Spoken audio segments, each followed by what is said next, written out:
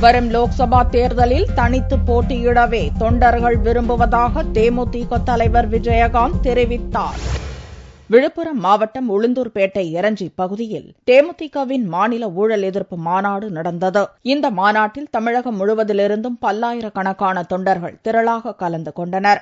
மாநாட்டில் விஜயகாந்த், பிரேமலதா, எம்எல்ஏக்கள் மற்றும் தொண்டர்கள் ஊழலுக்கு எதிரான உறுதிமொழி ஏற்றனர். மாநாட்டில் பேசிய விஜயகாந்த், தேமுதிக 2016 ஆட்சி அமைக்கும் என்றும் அதிமுக மற்றும் திமுகவுக்கு மாற்றாக தேமுதிக அமையும் என்றும் குறிப்பிட்டார். இதையடுத்து லோக்சபா தேர்தலில் கூட்டணி வைப்பது குறித்து விஜயகாந்த் தொண்டர்களிடம் கருத்து கேட்டபோது, கூட்டணி வேண்டாம், தனித்தே போட்டியிடுவோம் என்று தொண்டர்கள் குரல் எழுப்பினர். பின்னர் பேசிய விஜயகாந்த், தொண்டர்களின் விருப்பத்திற்கேற்ப தேமுதிக தனித்தே போட்டியிடும் என்றும், கடந்த முறை கூட்டணி வைத்ததால் ஏற்பட்ட அடி போதும் என்றும் விஜயகாந்த் தெரிவித்தார். தனித்து போட்டியா போட்டியிடுவா,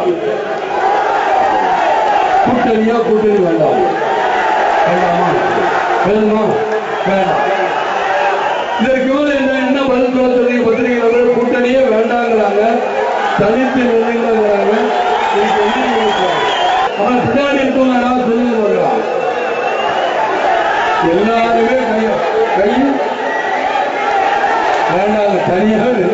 தமிழகத்தில் திருடனையும் கொலைகாரனையும் வளர்த்து வரும் வேலையை முதல்வர் ஜெயலலிதா செய்து வருவதாகவும், தேமுதிக எதிரிகளை மன்னித்துவிடும், துரோகிகளை மன்னிக்காது என்றும் விஜயகாந்த் ஆவேசமாக கூறினார்.